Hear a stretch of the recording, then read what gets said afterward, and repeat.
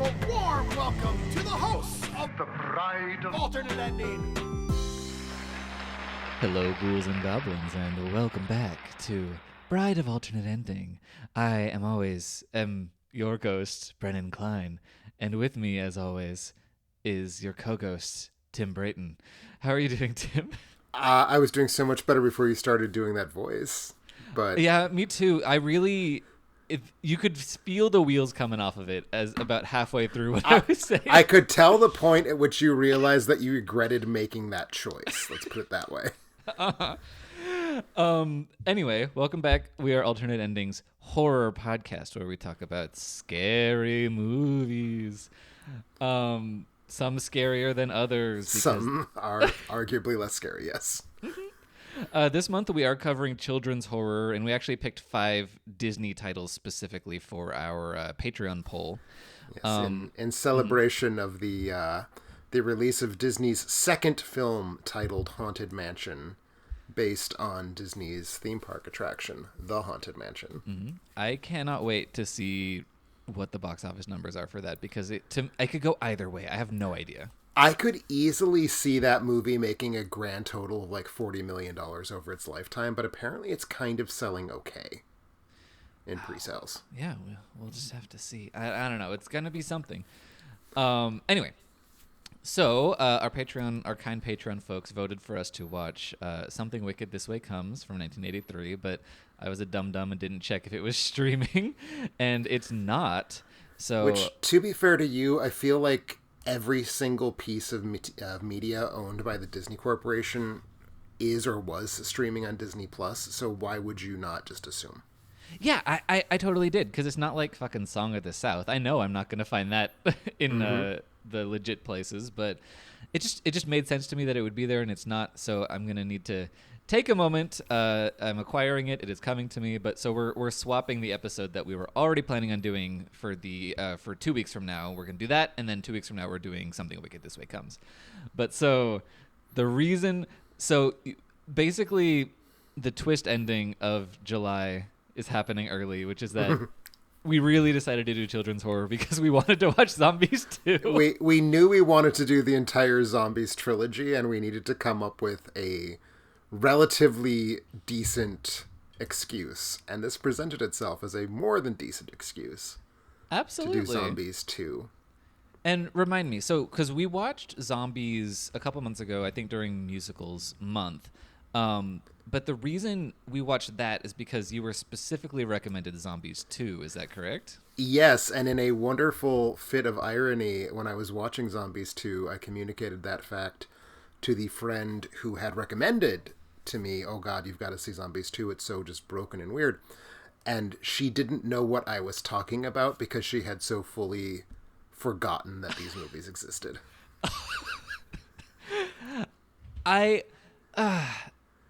That both makes sense and doesn't make sense, because I don't think I could forget that the Zombies movies exist because they're so deeply peculiar, but they're also kind of designed to be forgettable in a way. That's the thing. They are consumable garbage content that has no like distinct quality, but at the same time, they are the weirdest shit. Yeah, they're just diffuse and tangled, and you just really want to get your fingers in there and poke around and just see what's going on. Like I'm going to need you to help walk me through the plot of Zombies 2, because there's so much of it, and I think I got lost. Yeah, I'm sure going to try. So let's get started. So basically, as I'm sure you all remember from Zombies 1, zombies and humans lived together in disharmony in the town of Seabrook originally. It is not intentionally, I believe, a metaphor for the Israel-Palestine situation. Nor apartheid. But it was intentionally a metaphor for school desegregation. Yes, it was. So the zombie students, who are, just handsome and pretty teenagers with pale face makeup sometimes. And green hair. Sometimes. And names that start with Z, they kind of lead a revolution to have zombies become accepted as part of the student body at Seabrook. And also Zed falls in love with the cheerleader Addison, played by Meg Donnelly. The less said about whom, the better. It is important, though, in the first film, her arc was she had platinum blonde hair. And for reasons that remain thoroughly opaque to me, it felt very important to her and her family to disguise this fact from the world at large, so she always wore a wig.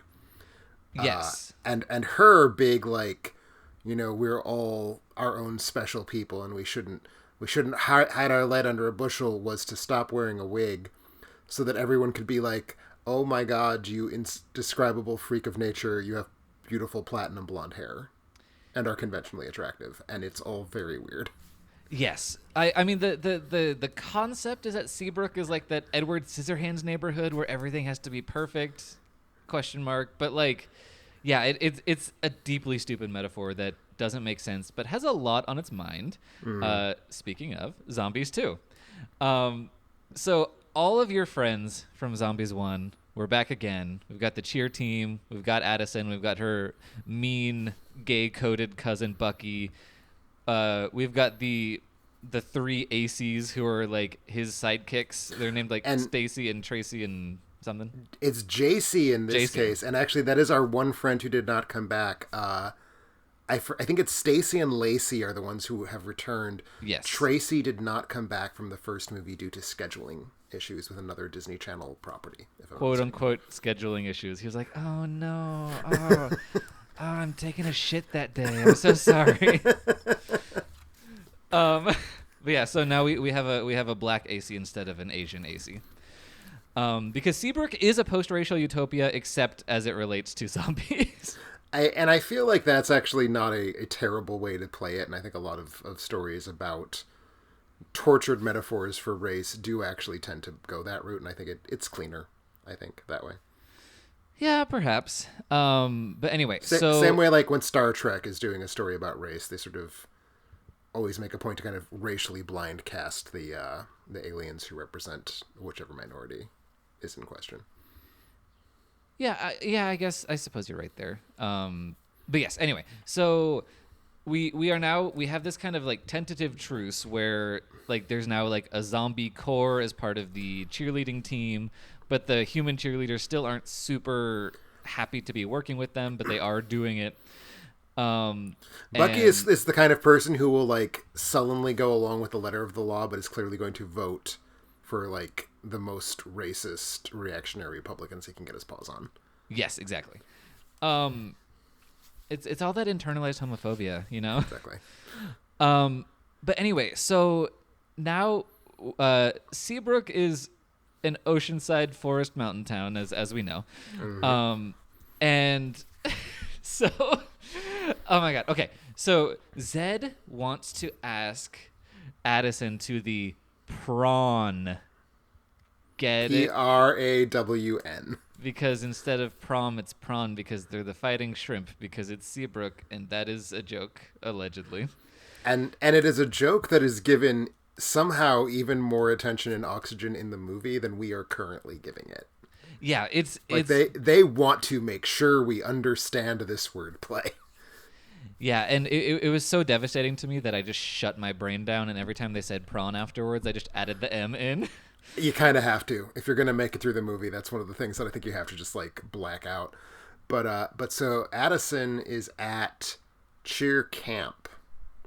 Yes. And as part of Bucky's psychological warfare, he is having the ACs destroy all of her letters, much as though she were in a high security prison. Yeah, it gets really Mysteries of Udolpho for a little bit there.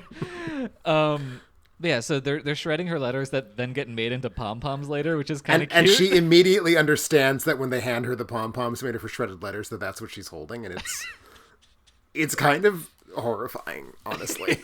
Yeah, it is. And I understand that some modern summer camps don't allow you to use your phones, but the fact there's like, why isn't he writing me back? It's like, don't you have you call this man. Right. But anyway, so yeah, they're shredding her letters. So he decides to do a big proposal while the bus is driving back from camp. And there's signs that say like, Addison, will you go to the prom with me, along the side of the road that get unfurled for reasons that seem unnecessary because he could have just driven past them. But he hasn't finished it in time. He's on a ladder fixing some light bulbs in the middle of the road. But the arrow is pointing towards like where he would be standing, like with me, and that point is still in the middle of the road. So I don't know. Right? Yeah. Thank you. Okay, good. Yeah, so I don't know where this went wrong or in what capacity it did, or if it was just a bad plan. I think it was just a bad plan, but I don't know if we're meant to understand that or not. Yeah. But anyway, both because of Zed's bad plan and because of the fact that the costumed shrimp mascot is driving the bus. The bus careens. And at one point, he when he realizes he's going to crash the bus, he puts his shrimp claws over his shrimp eyes. That is a joke that worked for me. That is a joke that landed. That's an absolutely purposeful joke, and it landed. Yes, it's oh my god. So the bus goes careening off the highway for a multitude of reasons. It crashes through a gate in a locked fence into the forbidden forest. Where named as such on a sign saying "Do not enter the forbidden forest." Yes, it's also on the maps as Forbidden Forest. I missed that part, but okay. I love this movie so much. Anyway, so this is where they encounter the werewolves, which okay. Oh boy. Yeah. So it's basically like so in the previous movie, obviously, you know, zombies have green hair, they have white skin, they have like ripped clothes, and their names all start with Z. And already in this movie, I mean, they were in the first one, they were half-assing the zombie makeup, so now they're quarter-assing the zombie makeup here, because I think everyone was like, they get it. The audience gets it. Just put some foundation on me, and we'll go. It doesn't matter what I look like. But so because that's already being half-assed, the werewolves are like eighth-assed. Yes. Like their names all start with W, and they wear purple shirts under like fur shoulder pads. They look like members of an 80s theme band. Yes. Yeah, they all have like big hair that's the gross thing is that they're doing the thing that Twilight does, which is like this is their metaphor for like Native Americans and like indigenous people. It is astounding to me that two people came up. I mean, I'm sure they're just ripping off Twilight, but like that metaphor went so badly for those books. I don't understand why someone would want to rip it off. Yeah. And yeah. But Zombies does have an established foundation of we are going to tackle these social themes of race and injustice, so help us God. Anyway, so yeah, they have the purple shirts, they have like fur shoulder pads, they do have fangs, I think all the time. Yes. Yeah. And the fangs do in fact appear to be the plastic vampire fangs you can buy at a Halloween store. Oh, of course. And then they wear these like moonstone necklaces that activate their werewolf powers, which is it makes their eyes glow amber and then they growl at you. Yes. And some, although I do not believe all of them, have small swatches of face paint that certainly do not help with the racial metaphor. Yeah, it's kind of like some of the face paint, it is like war paint, and then some of them have like tribal, like Polynesian kind of design tattoos. And it was super unclear to me, like, were we meant to read them as face paint in the context of the movie, or are we meant to understand that that's their like werewolf pattern skin? I think it's face paint because I might be misremembering, but I think we see the first time we see one, they're like applying the face paint. Maybe. I think. I can't 100% guarantee that happened, but in my memory it does. And just to clarify, because I think it cannot be overstated, they're not wolves. They don't look like wolves. They don't have wolf ears. They don't have wolf snouts. They're people with big 80s perms, and they howl. They do howl. There is a lot of hay made about how they are dogs, though. Where anyone, this is another example of how racial stereotyping of a group can overcome actually looking at that group and seeing evidence to the contrary of the stereotype. Because these people are not dogs, and yet all the jokes are like, "Oh, who let these dogs in here?" And I'm like, they're just wearing like some faux fur accents. Like it's not even part of their bodies, right? Like they super emphatically, like if you're watching The Warriors and this band of werewolves comes up, it doesn't even register to you that they're anything other than just like, oh, it's another one of the colorful gangs that has matching costumes. Yeah, exactly. Like, it's very, very 80s, very not wolf. I have seen werewolf movies stretching back to the mid-30s, and I have not ever in my life seen werewolves that look this much like people in movies. Yeah, no, it's they tried not even a little bit. Oh, they all also have white streaks in their hair. That's the unifying hair design here. So the thing that it seems that these movies do is that they just introduce a whole new ensemble with 3 leads, and suddenly we have 18 more people in our movie. So the most important characters in the werewolf clan are Willa and Wyatt, who are siblings. Willa is the alpha, and then there's also a goofy sidekick one named Winter, who says things that are traditionally violent in what one might expect a werewolf to say, and then everyone gets mad at her for saying that. Right, and it's unclear whether she is, by werewolf standards, meant to be some sort of psychopath, or if she is meant to be saying the quiet part out loud. Yeah, exactly. It's unclear. So, okay. So, in the shittily animated opening intro of the movie, we get the thing that I so desperately needed for the zombies sequel, which is a whole bunch of lore, and also a metaphor for how we steal resources from the Native Americans. Mm-hmm. It's like, okay, so the werewolves had this moonstone, and 100 years ago, the moonstone was stolen by the Seabrook settlers and buried underground. And then the power plant that is also the source of the zombie virus? Question mark? Curse? Yeah, I mean, it is the zombie outbreak that was used, and I forget which one of the zombie films, the Italian zombie series. But basically, they blew up the power plant, and it, like, irradiated some people. So there may be that kind of zombie. Yeah. I don't know.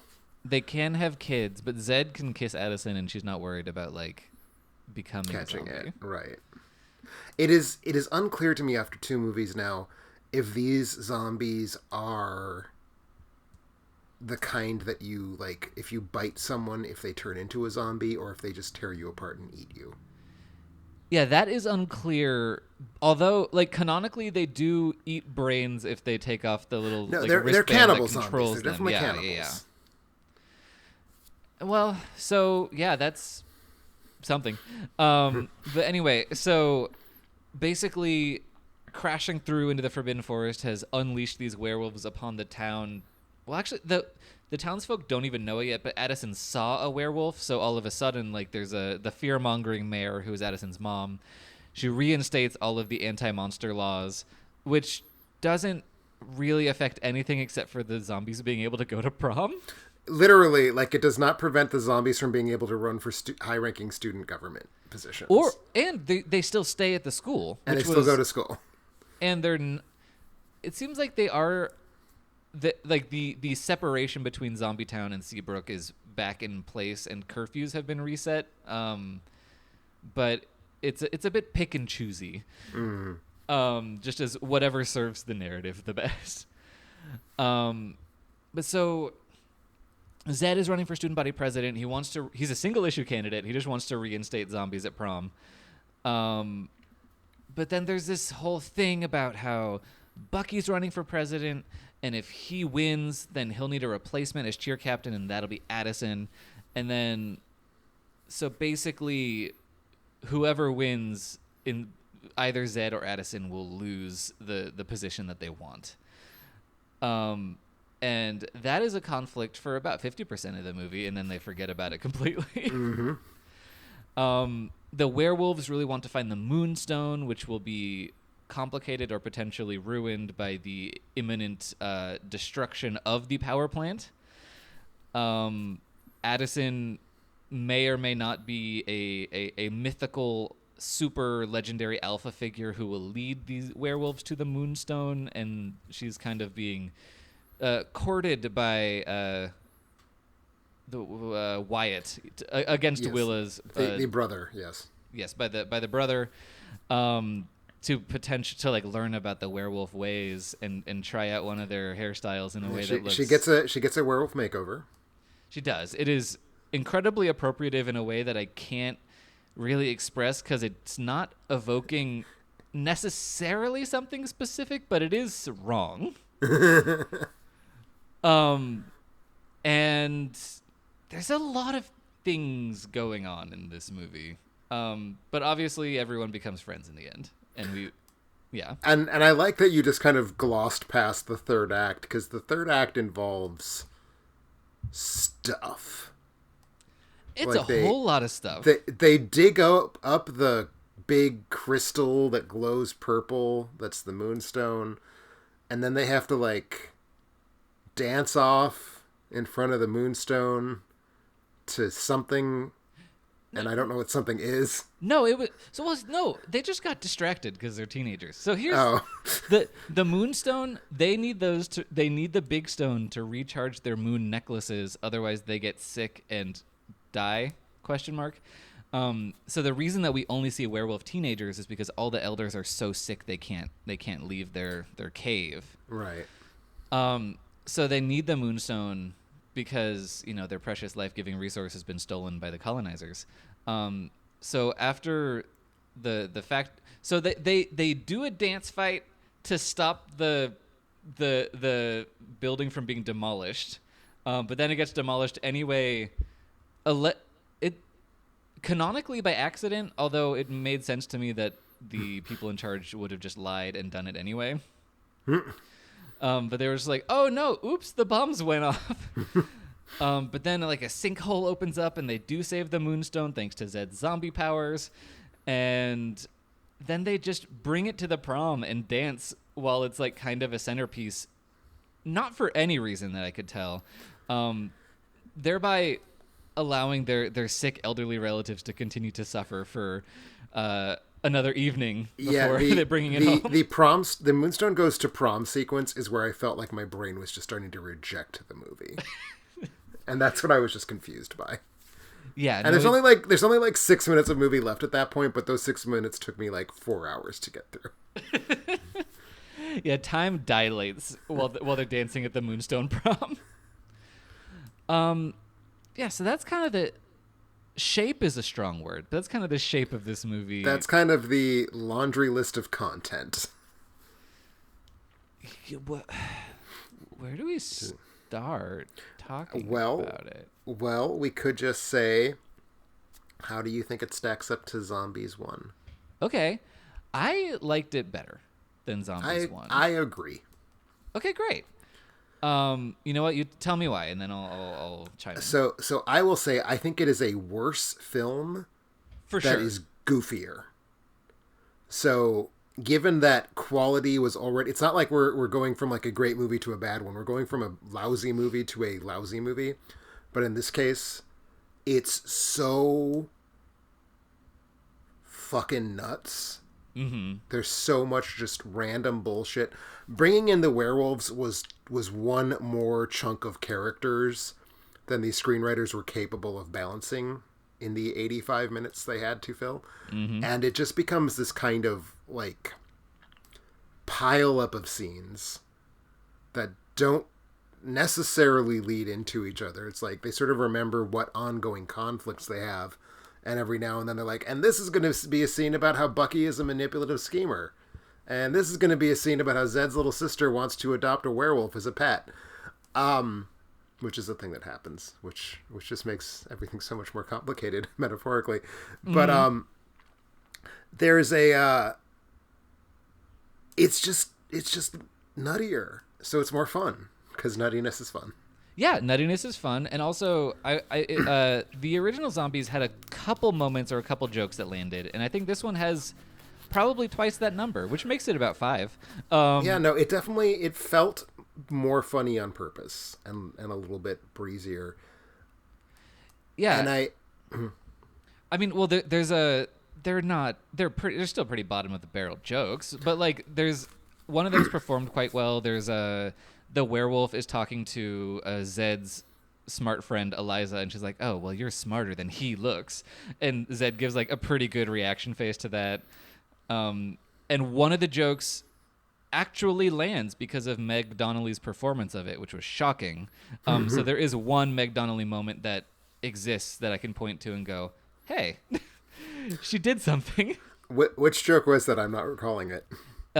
So it's when she sees the werewolves for the first time in the forest, and then Zed pops up behind her, and she punches him. That's and then good. That is good. Yeah, she punches him, but then in a split second later, she goes, "Zed!" like really excited for him. Yes. No, that was a good moment. I liked that moment. It's really well timed. It is.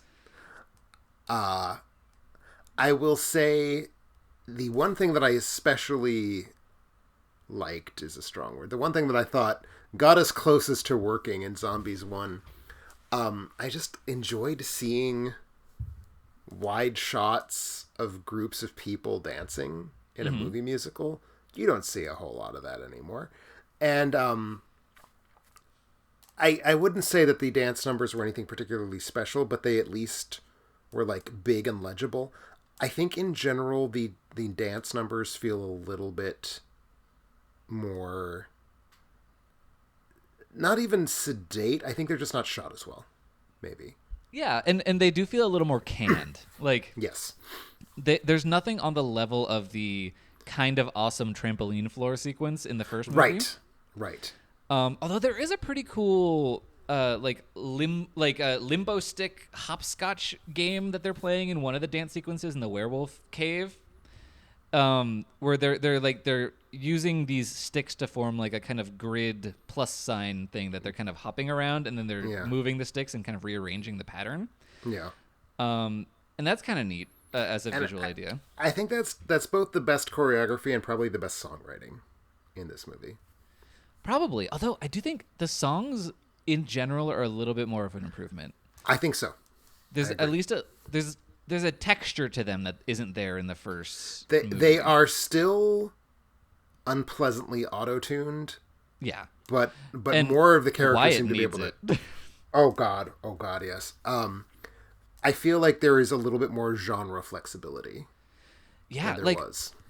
yeah, It's like not all just pop with a single hip hop breakdown. Yes, exactly.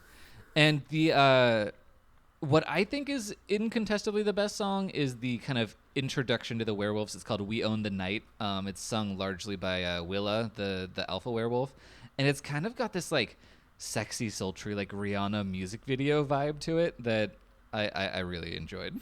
I mean, I can't speak to Rihanna music videos, but I do think that would be my other pick for a song that is sort of okay. Not a song I'm gonna buy and listen to at my leisure, but sort of okay in the context of the movie.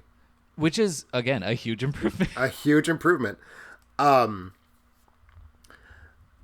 other thing, and I don't want to necessarily go straight here because I was going to sort of keep my powder dry on this one, but I think it is worth talking about. The other thing that I felt was really noticeably different from the first film, and I think different in a positive way, is that Milo Manheim, who plays Zed,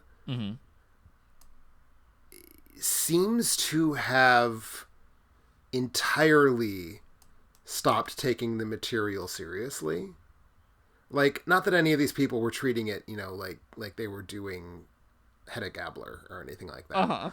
But he seems to realize that, like, whatever these movies are going to do for his career is not dependent on him treating them with any gravity, and he seems to just be completely goofing off in a way that I found gratifying whilst watching his co-stars, Meg Donnelly certainly being foremost among them, still trying to, like, make the characters work, despite not having either the writing or the acting talent to do that. He seems to just be kind of hamming it up, to me.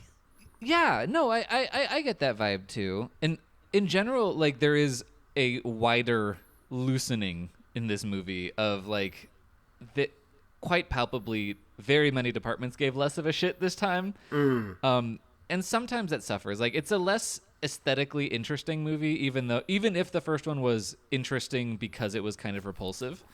Yes. But in general, it kind of opened things up to just be a little more loosey-goosey and uncanny and strange, which is the power of these movies. Yeah, exactly. Like, you don't get just the nonsense of the werewolves if you're trying to, like, actually tell a story. Like, there's a moment where the werewolves are like the 50s juvenile delinquents who, like, storm their way into the gym where the cheerleaders are practicing, and Addison is like, this is a gym for cheerleaders only, and the werewolves are like, you're gonna make us leave? And she's like, no, I'm gonna make you cheer.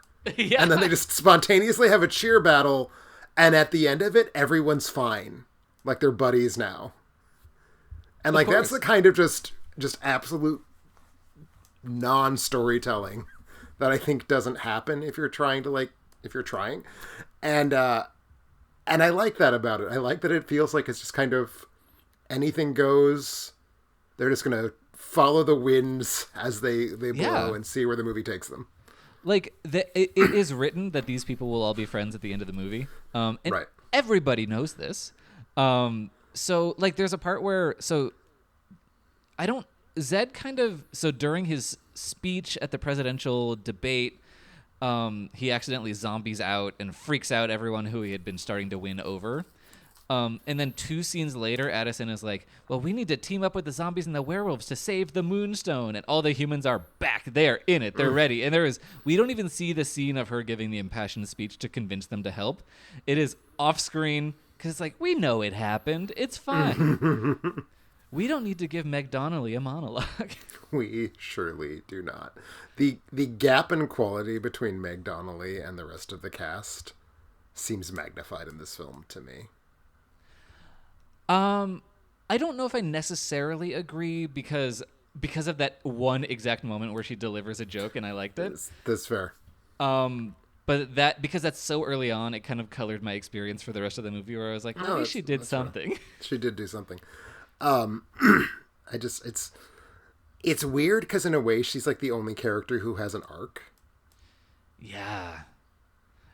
It's a real you're right. She's the only one who has an arc that exists throughout the movie and that the movie remembers to touch on. And it's a confusing arc because it's very much the, like, is the girlfriend gonna hook up with the bad boy and join the dirty kids club and whatever, but it also seems wholly detached from any sort of, like, sexual, like, Zed is sexually jealous, but it doesn't seem like Addison is in any way actually into the werewolf boy. Yeah, and the werewolf boy's interest in her seems like it could be romantic for about 2 scenes, but then it very much is just of like, oh, you are the myth, you are the legend, I have no carnal interest in you. Right. But yeah, so it's the thing of her arc is still kind of the same as the first one, where she has to come to terms with who she is and not knowing exactly who she is, but accept herself as that. Because she is not the werewolf queen. That would have been annoying if she was, I think. It would have been annoying, but in a way that I feel I want this series to try and break itself as much as it possibly can. I think that's what we're looking forward to. I kind of wish she had. I think Zombies 3 is going to get us there. I mean, this movie ends with a sequel hook. Oh, it does. Oh, we'll briefly talk about it now then. So yeah, I do know for a fact that aliens show up in know Zombies the same. 3. Yes. And it's the same thing. We're introducing a new fucking ensemble. Werewolves haven't left. Everyone's still here. We're adding 18 more kids with, 3 lead aliens. And that's just gonna be what we're dealing with next time. I think it's gonna have to break. So, like, we'll get there. eventually, most likely in January. Spoiler alert. Yeah, exactly. So if the first one is about integrating schools in the 60s, and this one is about land acknowledgements, I guess, like indigenous rights, what can the third one possibly be about? God. I mean, that was a filler word, but it might actually be about religion and tackling, different minority groups' approach to such. I don't know, because these movies have so many themes bundled in them that they are surprisingly nuanced themes that are presented with absolutely no delicacy. It's like Kids Bop James Baldwin. I like that. Thank you. But like, there's a whole running theme about about very real social issues, like the sense that minorities that have felt the need to assimilate are resentful of other minorities that show up after them. There's a like a full-on musical number. I think the title is like "Do It Like the Zombies Do It" or something like that. Yeah. That is literally about like one minority group trying to teach respectability politics to another minority group. Yeah. And that is a fucking strange idea for a Disney Channel musical to embrace. It really is. And obviously it's about colonization of native land and resources, but it's also about like the fact that when new monsters show up, blanket anti-monster laws also affect the zombies and strip away their progress. And there's so much in this, and none of it works. It's the absolute worst version. So I touched on this in my Elemental review a couple weeks back. Disney is just in this weird place where they're addicted to metaphors for race that are like incredibly destructive and wrong-headed. I think, and this is kind of like the apogee of that tendency in contemporary Disney of like, we are going to delve into so many incredibly thorny questions about how minority groups in different contexts interact with each other. And we're going to have all of it be resolved in the most unbelievably trivial way by like dancing. Yes. Which, I mean, it's a charmingly dopey way to go about things. It feels so earnest, and I enjoy that about it. I enjoy that these movies really believe that they are making America better by existing. Yeah, and clearly didn't work because this came out in February 2020, and if we recall what happened in June 2020, things weren't so great.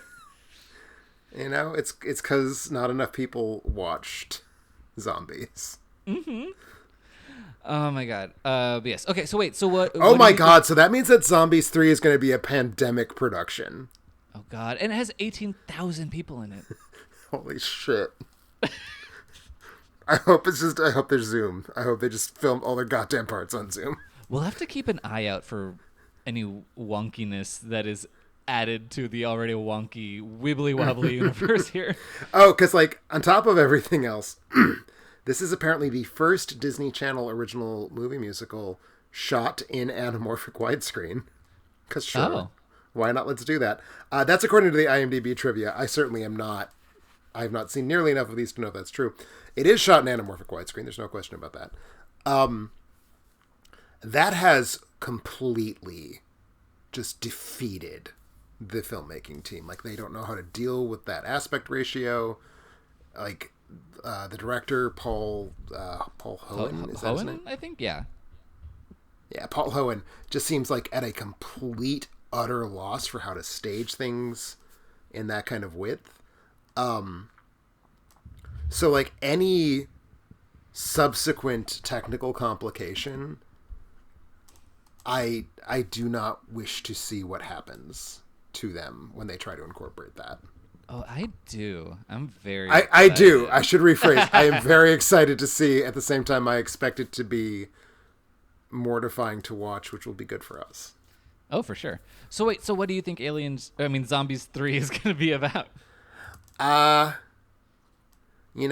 Religion seems like a fair guess. I was trying to figure out if it might be about like Asians and the concept of model minorities, maybe.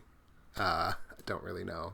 Ooh, yeah, the aliens are probably going to be like super good at school, because they're like because super they're science, advanced. right? They have faster than light travel, so they should be very, very smart. Oh, well, that's going to be interesting. We shall see.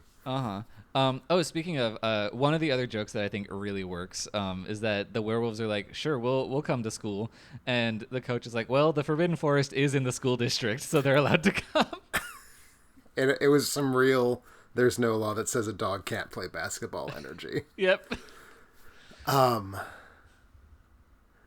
So yeah, so there's all of the weird metaphors. There's all of the just random plot happenings. I feel like there's some things that I wanted to touch on that I've lost sight of, because the movie has so many weird just swirls that don't connect back to anything else. Yeah. Well, I'll throw out a couple things in my notes that we haven't touched on and see if they spark anything. I do love. Okay, so one of the songs in this is a reprise of the song "Someday" from the first Zombies movie. And is it a great song? No, but I do love a movie musical franchise that remembers it has a history, and that's just something that I appreciate. No, that's real. And what else is going on? I did forget that Zed and Addison could see us and talk to us as an audience. Oh yeah, that's right. And then they just sort of abandon that and then pick it back up. It's very much we're going to narrate the opening 5 and closing 1 minute of this movie. Yeah, that's so common. And honestly, I tend to hate when movies forget that kind of thing. But in this case, it's scary, it's frightening to me. This movie has a lot on its mind. It's gonna lose track. Yeah, but again, when Zed looked at me, I was like, "Oh shit!" It's like when Judi Dench looks at the camera at the end of Cats. It's like, you feel exposed and vulnerable. Especially because, again, I find Mannheim's performance in this film to just be so. This is a comparison I would only think to make because I'm binging Ernst Lubitsch films right now. Okay. There's a certain Maurice Chevalier-esque quality of I don't care about acting. I'm not taking this material seriously. I'm just going to riff at you and be a goofball in front of you for your delectation. And that is a energy that actor cannot carry off nearly to the degree that Maurice Chevalier can. But I do think that's believe it or not, Milo Manheim is not the second coming of Maurice Chevalier. But that is kind of the weird vibe you get when he does that at the beginning. It's this I'm going to put on a show for you in this really threatening way. Yes. Yeah, it's a little bit alarming. Yeah. Sorry. Are you remembering what you were wanting to talk about? I'm really not. Tragically, I don't think it had anything to do with the werewolves, because the werewolves are just this kind of the movie cannot incorporate them, which makes me very excited for how much it's going to be unable to incorporate the aliens in the third one. But they're just this every now and then the movie cuts away to have the werewolves howling and wearing their stupid fucking fur-lined jackets. There's this is one of the things, actually. There's this really strange plot point towards the beginning where